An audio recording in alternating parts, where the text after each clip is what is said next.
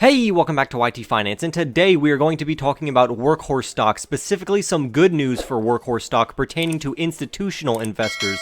Like this video right now, subscribe if you are new. If you are already a subscriber, thank you so much. Comment down below your price predictions for Workhorse Stock, and to end this video, I do have a bearish article, so I am going to be presenting both sides of Workhorse Stock, both the good and the bad, so I am not just hyping up this stock. Without further ado, let's get into our first article. Workhorse Group is selling $200 million in notes, which will immediately be added to their disposable cash when this deal goes through. Workhorse stock had a spike today, which could be due to the announcement of a $200 million 4-year convertible note deal with two unnamed institutional lenders. Workhorse will use this boost of $200 million to increase production, create new products, replace their costly financing practices, and to support current working capital, among other things. Workhorse Group has made an agreement with one of these unnamed lenders for its current existing 4.5% convertible notes in exchange for another $70 million in outstanding principal shares of common stock. Altogether, this would create $270 million of cash for Workhorse Group. As for the notes that I mentioned earlier, those will be converted into common stock as well by the holders at a price point of $36.14, which will be over 35% higher than what the stock is currently worth right now. This agreement between Workhorse and these unnamed institutions or investors should be completed later on this week. The CEO of Workhorse recently came out with a statement that says this: "With this financing in place, we can more quickly advance our production efforts heading into 2021 by increasing our supply chain component volumes, hiring more manufacturing employees, and automating certain sub-assembly processes." The CEO continues on saying this: "We can also accelerate our production timeline for new, high-demand customer products, including a refrigeration truck for grocery applications, as well as purpose-built Class 2 delivery vans."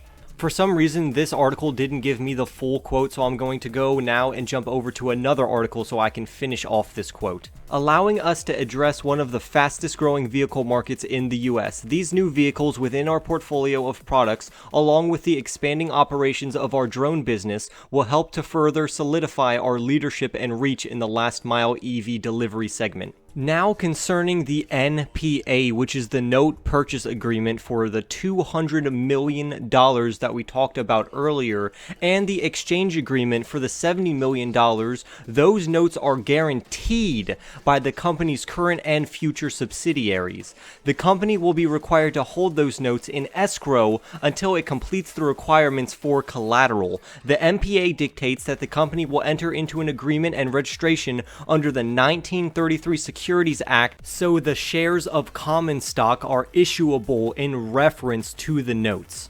More than a total of 5 million Workhorse shares will be exchanged in this transaction in the form of WKHS common stocks. The sales of the notes and the exchange of the current notes is expected to complete on October 14th, which is Wednesday, the day after Roth Capital allegedly says that the USPS contract winner will be announced. Some more good news besides Workhorse Group gaining an extra $270 million in cash, Workhorse stock rising, and the USPS contract could be announced very soon, is that Workhorse stock has been upgraded to a buy again due to their new projected earnings estimates. For those of us who are not invested in Workhorse stock, it's hard to make a decision whether to buy now or later or to even buy at all. Wall Street analysts are evaluating Workhorse stock by subjective means, but if we use Workhorse's projected earnings, we can predict short-term stock movements. It's obvious that earnings estimates and short-term price movements are strongly correlated, and right now Workhorse's estimates look promising.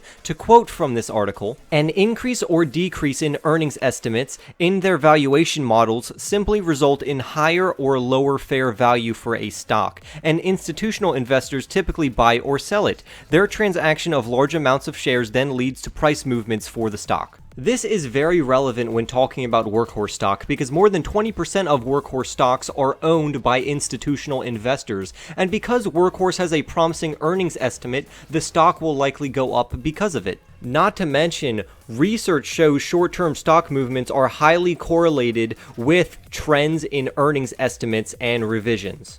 All of this research and correlation is basically just telling us that institutional investors are investing in Workhorse, which has increased the earnings and the projected earnings that Workhorse will have, which will raise the stock price, which is very good news for us as retail investors. The rest of this video is going to be bear news for Workhorse, so I can present both the good and the bad for Workhorse stock in this video. Workhorse's $3 billion valuation is ridiculous if you count that Workhorse is set to make less than $150 million in revenue next fiscal year. The stock price is inflated based off of good news about the USPS contract and future earnings and the agreements that are being made with Workhorse currently. This has caused Workhorse stock to be overvalued. Workhorse Group has worked with the likes of GM and Mercedes for more than a decade, but yet they only have slightly more than 100 employees and are set to deliver only 400 C-Series electric vehicle trucks before next year. Workhorse's stock is following the trends of Tesla, NIO, and even Nikola to some degree, which are hyped up electric vehicle stocks.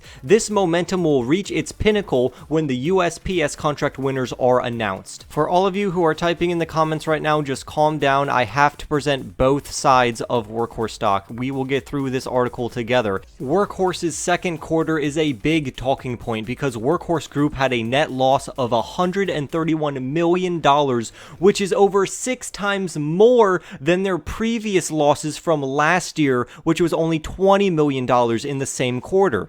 You would think that Workhorse would be able to become profitable after nearly 2 decades in operations. While Workhorse is managing to stay in business because of their $270 million agreement coming from convertible notes, it's just buying Workhorse Group time, and it's not fixing their overall debt burden, which will eventually lead Workhorse to diluting their shares later down the road. Workhorse Group has not even officially began their commercialization phase, even though it's been a publicly traded company longer than Tesla has.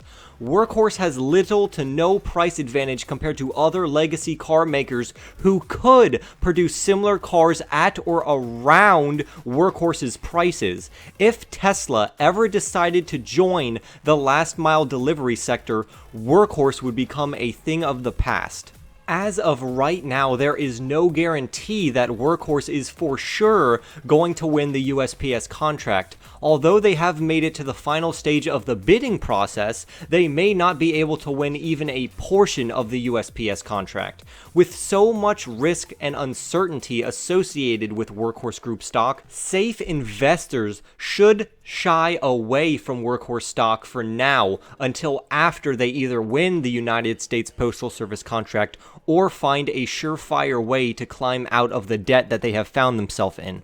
Workhorse Group is a high-risk, high-reward stock. It is a speculative gambling stock right now due to the USPS contract not being announced yet and Workhorse Group's poor financial record. With a market valuation of $3 billion on a company who is estimated to make less than $150 million in 2021, it's safe to say that Workhorse's stock price is overvalued. Now, I highly disagree with this author and this article on a lot of points, but I do not have time to go in depth. I really hope you all enjoyed this video. Don't forget to comment down below, like the video, subscribe if you are new, and I'll see you in the next YT video.